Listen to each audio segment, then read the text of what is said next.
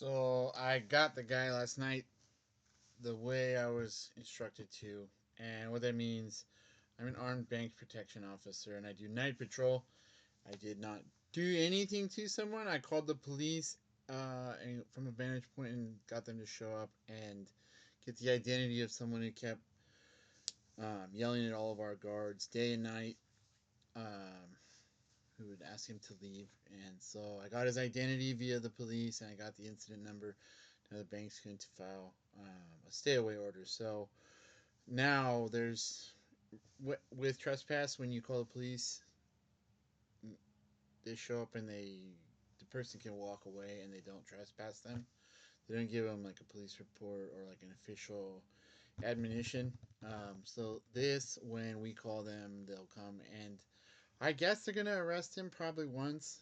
He's a local kid who just like stays outside. I've talked with his family because they've shown up and like while he was yelling, and they say we can't even get him to come home. He comes home sometimes. He's 23. You know he has some type of neurodivergent issues. He says he sees people like, but he'll be yelling at me about like as a retort to me saying that he has to like not ask people for money at the ATM or the drive-up ATM or like just be begging on the property or just sitting there.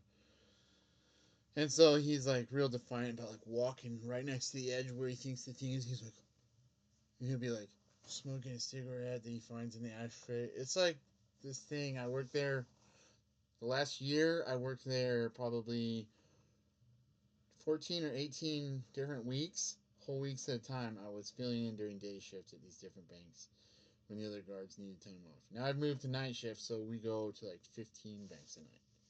It's like totally different. And so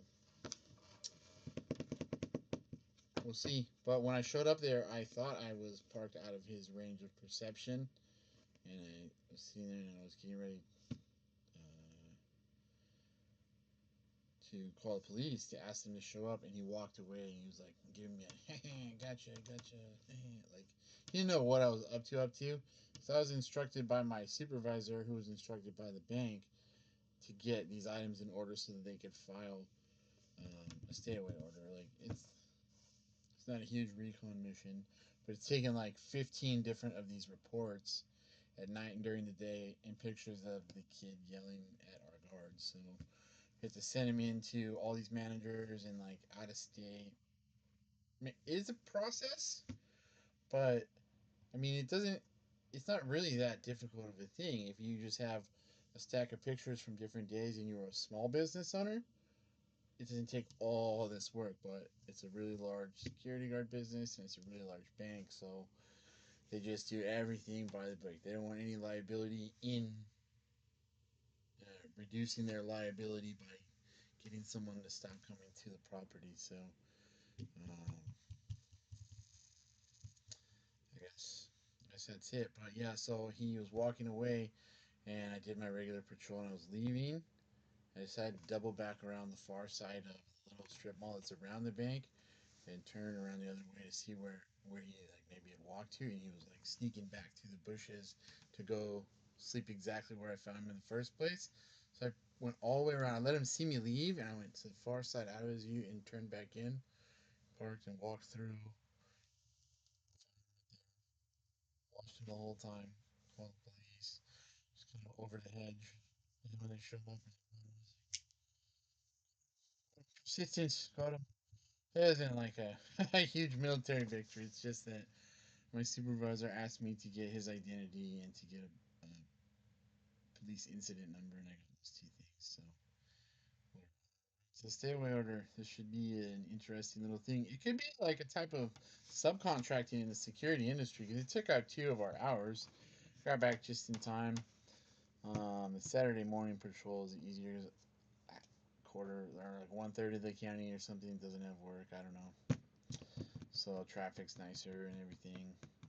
Uh, but yeah, it could be like a subcontracting specialty doing removals, restraining orders, things like that, and stay away order documentation. You could do it as private patrol subcontracting, private investigator subcontracting, or contract paralegal under an attorney's letter. I don't know if you could do it as a legal document assistant.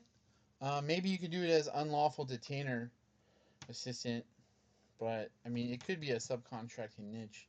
Businesses where people stay at night and they're, if the business owner feels that it's just something they want to have more leverage to cause to stop occurring, then you get a stay away order.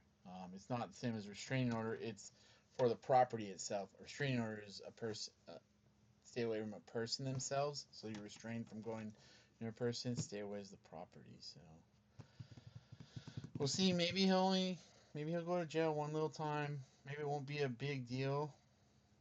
Mm, I don't know how it works when people don't. I do not believe him to have capacity. I don't know if he's ever had a adjudication determining that, but he almost invariably has something like suffering from schizophrenia. Sad. I mean, I try to be like nice to him, right? But he like every single guard who works there, who I talk with around different places or at the office, uh, they cycle through every few months. Guys kind of switch out a lot of times because it's an unarmed post, and the armed guys stay longer. Unarmed guys either move into armed or I don't know. It's hard. It's hard on the knees. I stood for a year, 8 hours a day at all these different posts, and there's all these interpersonal things you have to do. Just talking with people because it's people. I mean, you're not. It's not the job description to open the door and greet everybody, but it's weird to just stand there like the Terminator and nod. So like you do half and half, like walk around and do different stuff. So they have all, and even my supervisors who are military and police and corrections and fire, they've all had a situation where they were taken aback and surprised by like this kid being aggressive and yelling at them, just like from around the edge. Like he'd be like, there's hedges like 40 feet away, 2 rows of parking or like 1 row of parking in a coffee shop, and he'll be like sitting down below the hedges like this at one of the tables at the coffee shop and just be like, ugh, like put his fist up like aiming at you, like, he does all this stuff. He'll like leave, he'll exfiltrate, and then walk around outside and pop up and be like, "See, like all day." Oh, little cupcake games with this kid. Yeah, but every once in a while he makes almost everybody mad. So we got our little leverage. So I don't know. I'm not giving it away. I'm sure he's not following me on YouTube, and sure he wouldn't understand any of these legal terminology specifics. It's not gonna help him avoid getting this stay away order leveraged against him. So that's it. I have my day off, so I'm gonna go to reading some books and organizing some files. I'm ready.